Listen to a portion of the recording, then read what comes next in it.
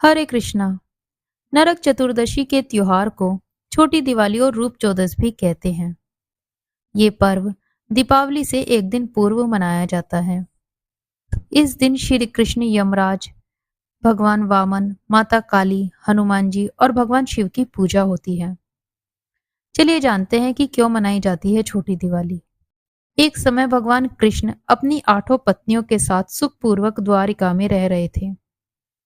एक दिन स्वर्गलोक के राजा देवराज इंद्र ने आकर उनसे प्रार्थना की, हे भगवान, प्राग ज्योतिषपुर के दैत्यराज भौमासुर के अत्याचारों से देवतागण त्राही त्राही कर रहे हैं। क्रूर भौमासुर ने वरुण का छत्र, अदिति के कुंडल और देवताओं की मणियां छीन ली हैं और वह त्रिलोक विजयी हो गया है। इंद्र ने कहा, भौमासुर ने पृथ्वी के कई राजाओं और आमजनों की अति सुंदर कन्याओं का हरण कर उन्हें अपने यहाँ बंदी गृह में डाल रखा है।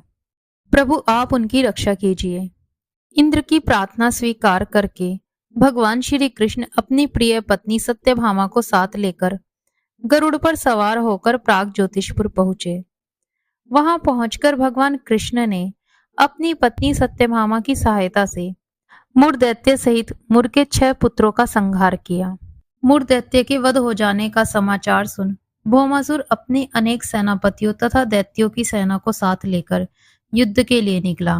भौमासुर को स्त्री के हाथों मरने का श्राप था, इसीलिए भगवान श्री कृष्ण ने अपनी पत्नी सत्यभामा को सारथी बनाया और घोर युद्ध के बाद अंत में भगवान कृष्ण ने सत्यभामा की सहायता से उसका वध कर डाला।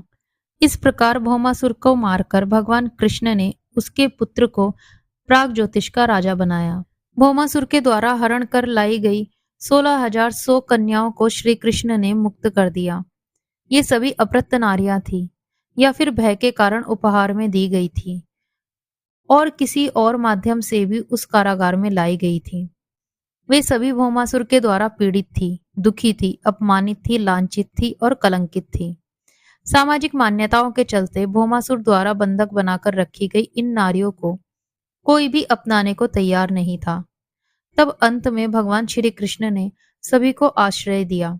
ऐसी स्थिति में उन सभी कन्याओं ने भगवान श्री कृष्ण को ही अपना सब कुछ मानते हुए उन्हें पति रूप में स्वीकार किया। लेकिन भगवान श्री कृष्ण उन्हें इस तरह नहीं मानते थे। उन सभी को भगवान श्री कृष्ण अपने साथ द्वारिकापुरी ले आए।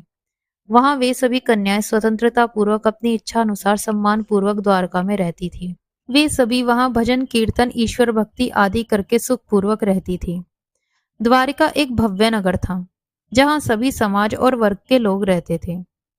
भागवत पुराण में बताया गया है कि भौमासुर भूमि का पुत्र था। भगवान विष्णु ने 12 अवतार धारण कर भूमि देवी को समुद्र से निकाला था। इसके बाद भूमि देवी ने एक पुत्र को जन्म दिया। पिता एक दैवी शक्ति और माता पुण्यात्मा होने पर भी भौमासुर क्रूर निकला। वह पशुओं से भी ज्यादा क्रूर और अधर्मी था। उसकी करतूतों के कारण ही उसे नरकासुर कहा जाने लगा। तो ये थी नरक चतुर्दशी की कथा। आपको ये कथा कैसी लगी हमें कमेंट बॉक्स में जरूर बताएं। वीडियो को परिवारजन और मित्रों के साथ शेयर करें। चैनल को सब्सक्राइब करें। हरे कृष्णा।